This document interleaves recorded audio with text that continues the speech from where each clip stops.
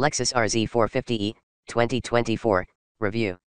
Although the overwhelming majority of Lexus models sold in Ireland are hybrids, the company has been criticized for being a little slow to move to electric motoring.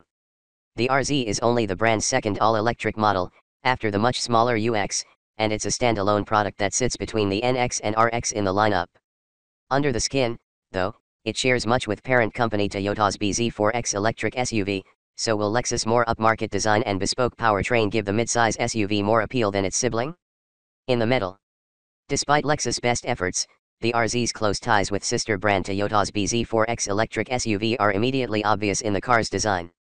Although the Lexus is a little longer, it has a similar silhouette with the rakish fastback rear end and the sharp nose. As with the larger Lexus RX, the RZ has done away with Lexus spindle grille, although the bumper design still hints at the same double trapezoid shape. Overall, the RZ is unmistakably a Lexus.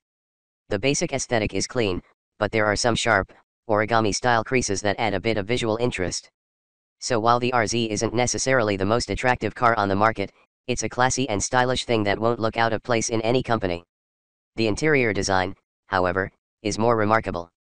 Lexus has given the RZ the same touchscreen infotainment system as the latest generation NX and RX SUVs, so it's much more user-friendly than anything Lexus has produced previously. Admittedly, it isn't perfect.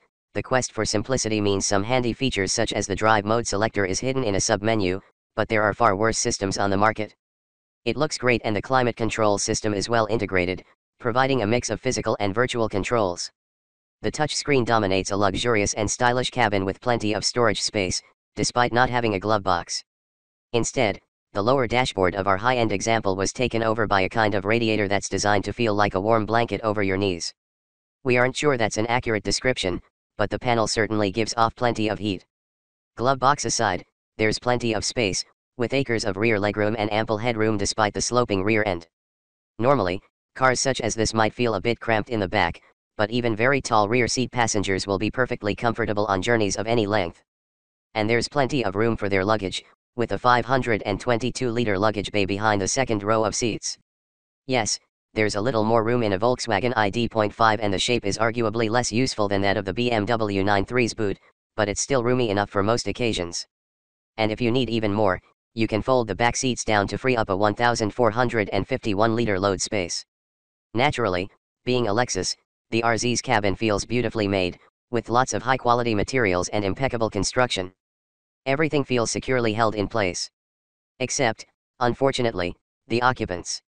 The seats are comfortable enough, but they really lack lateral support, and that means passengers get flung about a little when going around a bus. But the distinguishing feature of our test car's cabin was undoubtedly the steering wheel, or lack of it. From 2025, Lexus is planning to offer one-motion grip fly-by-wire steering as an option, and that system does away with the conventional round steering wheel. Instead, you get an aeroplane-style yoke from which your hands need never move unless you're switching into reverse. Even the stubby indicators move with it, although that takes quite some acclimatization. And although the yoke feels as premium as anything else in the cabin, there's something strangely awkward about being unable to move your hands from the classic quarter to three position. Of course, you can have a conventional steering wheel if you want, and customers ordering before the end of 2024 will be stuck with one, but that's no hardship. We'll delve into the reasons why shortly. Driving it? Although Lexus has gone to the bother to give its two-motor electric system a name, 450e, it is currently the only powertrain option on offer for RZ customers, and Lexus has told us there are no plans to add any more powerful or long-range versions. So 450e it is, and that means you get a 71.4 kWh lithium-ion battery and two electric motors, one on each axle. Together they produce up to 313 HP and give the RZ all-wheel drive and allowing quick acceleration. It feels nippier than the bZ4X around town and punchier on the motorway. Lexus is well aware the RZ's battery is smaller than that of some competitors, but the Japanese company says that's down to a desire to balance cost, charging and weight considerations. And while a maximum range of 438 kilometers, 395 kilometers when fitted with the 20-inch alloys of our test car, might be roughly in line with other luxury all-wheel drive SUVs of comparable size, the RZ's real-world range is somewhat less impressive going by our initial test drive. While Lexus says efficiency of up to 16.8 kWh/100 km is possible, we only achieved in the low to mid-20s.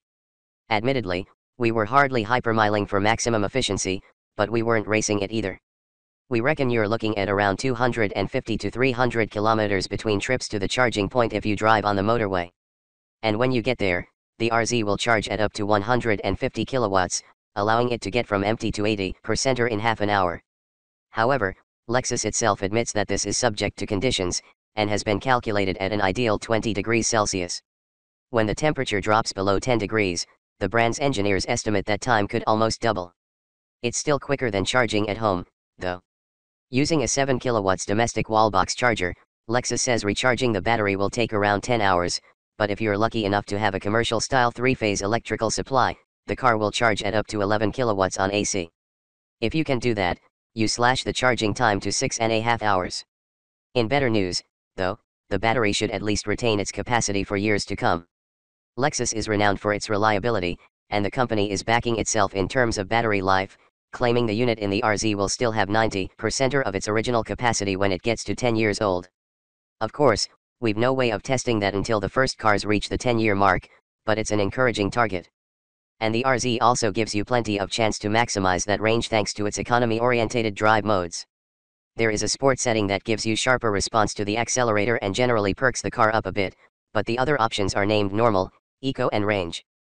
The eco setting dials back the immediacy of the power delivery and generally aims to save battery, while normal is a balance between the eco and sport settings, making it more than adequate for everyday use. But range will be the setting of choice for the hypermilers. That really blunts the performance unless you push the accelerator pedal to the floor, and it turns the climate control system off altogether. Although performance is seriously impacted, it still feels quick enough for most situations. Not that the RZ ever feels especially sporty.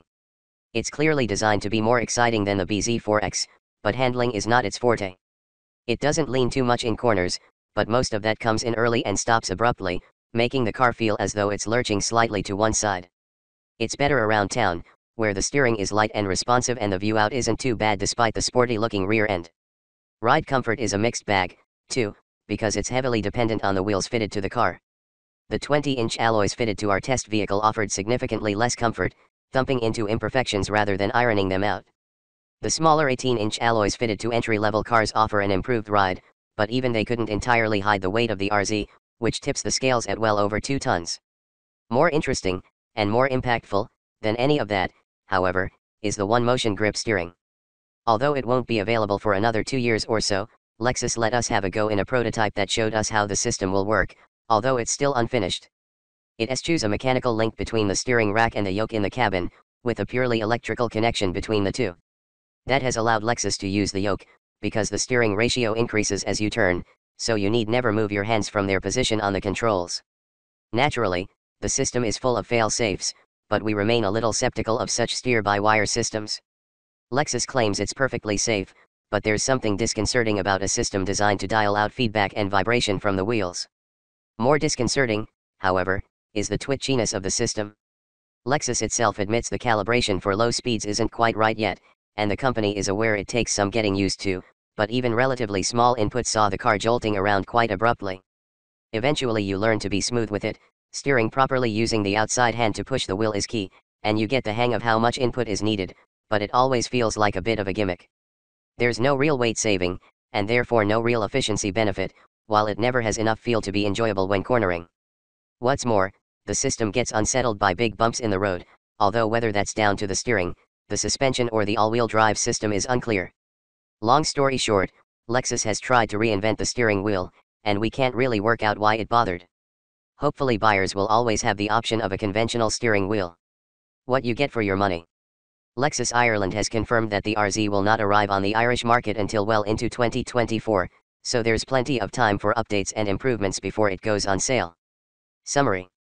The Lexus RZ's striking design, reasonable road manners and spacious cabin mean it has plenty of promise, but it's not a perfect car.